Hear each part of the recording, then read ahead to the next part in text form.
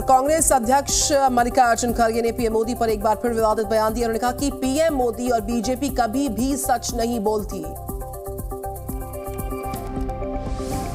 देश के 5 राज्यों में हो रहे विधानसभा चुनाव को लेकर राजनीतिक बयानबाजी जारी है। विभिन्न पार्टी के नेताओं के बीच जुबानी जंग चल रही है। कांग्रेस के राष्ट्रीय अध्यक्ष मल्लिकार्जुन खड़गे एक बार फिर सुर्खियों में हैं और इसका कारण है उनका एक विवादित बयान, जिसमें मल्लिकार्जुन खड़गे ने प्रधानमंत्री नरेंद्र मोदी को लेकर एक विवादित बयान दिया है। खड़गे ने तेलंगाना की एक चुनावी सभा में पीएम मोदी और तेलंगाना के मुख्यमंत्री केसीआर पर झूठ बोलने का आरोप लगाया।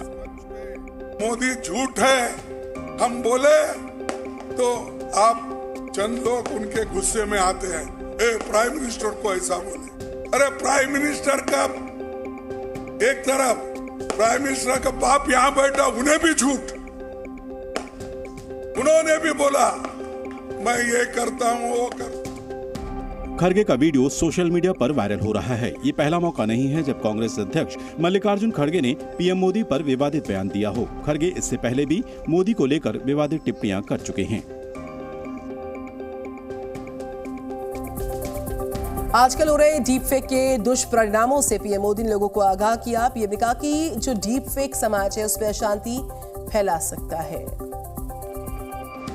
पिछले कुछ दिनों से डीप फेक टेक्नोलॉजी सुर्खियों में है और अब प्रधानमंत्री मोदी ने भी डीप फेक के बढ़ते मामलों पर गहरी चिंता जताई है। बीजेपी के दिवाली मिलन समारोह में पीएम मोदी ने कहा कि डीप फेक से समाज में अशांति और अराजकता पैदा हो सकती है, इसलिए डीप फेक से सतर्क रहने की जरूरत है। अगर लोगों को एजुकेट कर सकते हैं हम हमारे कार्यक्रमों के द्वारा कि आखिर है क्या, आर्टिफिशियल इंटेलिजेंस कैसे काम कर रहा है, डीप फेक क्या कर सकता है और कितना बड़ा संकट पैदा कर सकता है। पीएम मोदी ने इस दौरान गरबा वीडियो का भी जिक्र किया। उन्होंने कहा कि गरबा वीडियो बहुत वास्तविक लग रहा था, जबकि मैंने बचपन से गरबा नहीं खेला है। पीएम मोदी के बयान को लेकर कांग्रेस नेता जयराम रमेश ने भी निशाना साधा। उन्होंने सोशल मीडिया प्लेटफॉर्म एक्स पर लिखा कि प्रधानमंत्री मोदी देश को अब डीप फेक से आगाह कर रहे हैं। हम यही बात मई 2014 से कह रहे हैं। उत्तरकाशी की टनल में फंसे मजदूर बीते 7 दिन से जिंदगी की जंग लड़ रहे। हालांकि प्रशासन भी उन्हें सुरक्षित बचाने के लिए दिन रात लगा है, लेकिन अब तक इस सवाल का जवाब किसी के पास नहीं कि मजदूर कब बाहर आ पाएंगे। उत्तरकाशी की सिलक्यारा टनल में फंसे मजदूरों को बाहर निकालने का ऑपरेशन जारी है। सुरंग में ड्रिलिंग का काम युद्ध स्तर पर चलाया जा रहा है। अब तक 25 मीटर से ज्यादा ड्रिलिंग की मदद से पाइप डाला जा चुका है। टनल से मजदूरों को निकालने के लिए जो प्रक्रिया अपनाई जा रही है, उसकी जानकारी जी मीडिया की टीम ने मौके से जुटाई है। बाकायदा मैप रूट के जरिए इसको समझते हैं।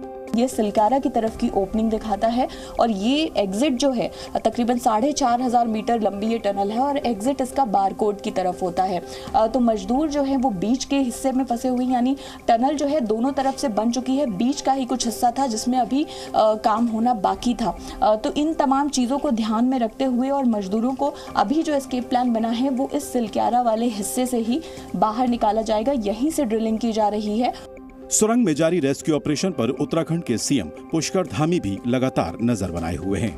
बहरहाल रेस्क्यू ऑपरेशन पर पीएम मोदी भी लगातार नजर बनाए हुए हैं और उम्मीद की जा रही है कि जल्द ही गुड न्यूज मिलेगी। मध्य प्रदेश की 230 विधानसभा सीट्स पर रिकॉर्ड 76.22% वोटिंग हुई। ये आंकड़ा पिछले चुनाव से ज्यादा है। 2018 के चुनाव में 75.63 वोटिंग हुई थी। वोटिंग के आंकड़े से जो मध्य प्रदेश में संदेश किया जाता है, इसके जनादेश क्या समझ में आते हैं, हम आपको बताते हैं विस्तार से। हमारी अगली रिपोर्ट देखिए। मध्य प्रदेश की 230 सीटों पर वोटरों ने जबरदस्त उत्साह दिखाते हुए रिकॉर्ड वोटिंग की। एमपी में इस साल कुल 76.22% वोटिंग हुई है। 2018 में 75.63% वोटिंग हुई थी। वोटिंग के बाद कांग्रेस नेता और पूर्व सीएम कमलनाथ ने बीजेपी पर गंभीर आरोप लगाए हैं। तो वहीं कांग्रेस अध्यक्ष मल्लिकार्जुन खड़गे ने एमपी और छत्तीसगढ़ में पार्टी की जीत का दावा किया। इधर केंद्रीय मंत्री ज्योतिरादित्य सिंधिया ने कहा कि प्रदेश की जनता ने बीजेपी पर भरोसा जताया है और प्रदेश में एक बार फिर से बीजेपी की ही सरकार बनने जा रही है। मुझे पूर्ण विश्वास है कि बीजेपी की सरकार पूर्ण बहुमत के साथ मध्य प्रदेश में स्थापित होगी। बहरहाल नतीजे 3 दिसंबर को घोषित होंगे।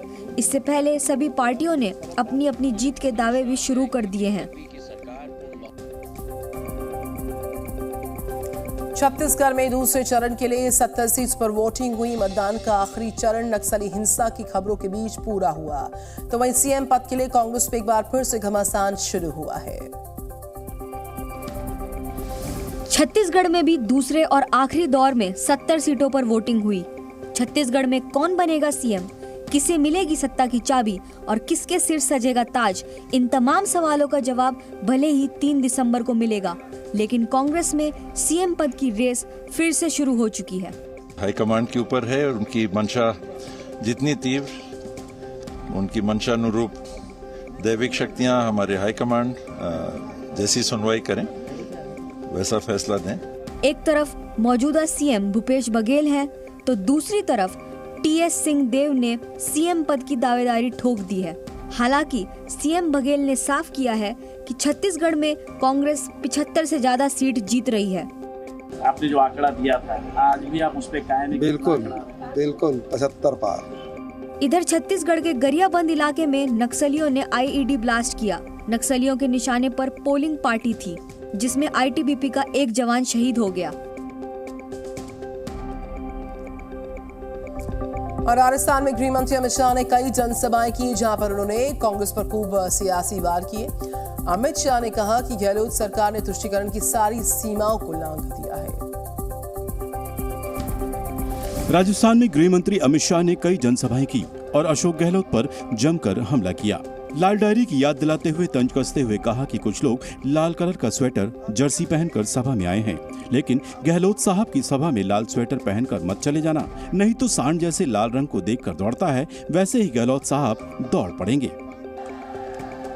एक कुछ युवा लाल कलर का शर्ट और जर्सी पहनकर आए। अरे भाई ठीक है, मेरी सभा में तो आ गए, गहलोत साहब की सभा में मत जाना, न तो आजकल जैसे बैल लाल कलर को देखकर सांड लाल कलर को देखकर दौड़ता है, ऐसे गहलोत साहब। इस दौरान अमित शाह ने कांग्रेस पर भी निशाना साधा और कहा कि कांग्रेस सिर्फ तुष्टीकरण की राजनीति करती है। वहीं राजस्थान के सांगवाड़ा में कांग्रेस नेता प्रियंका वाड्रा ने बीजेपी पर धर्म और जाति के आधार पर राजनीति करने का आरोप लगाया। तेलंगाना के लिए कांग्रेस ने अपना घोषणा पत्र जारी कर दिया। कांग्रेस ने अपने घोषणा पत्र में 500 रुपए में एलपीजी सिलेंडर की फ्री बिजली समेत कई योजनाओं का वायदा किया। तेलंगाना में 30 नवंबर को वोटिंग होने वाली है और कांग्रेस ने अपना घोषणा पत्र जारी कर दिया है। कांग्रेस ने मतदाताओं को रिझाने के लिए कई बड़ी घोषणाओं का ऐलान किया है।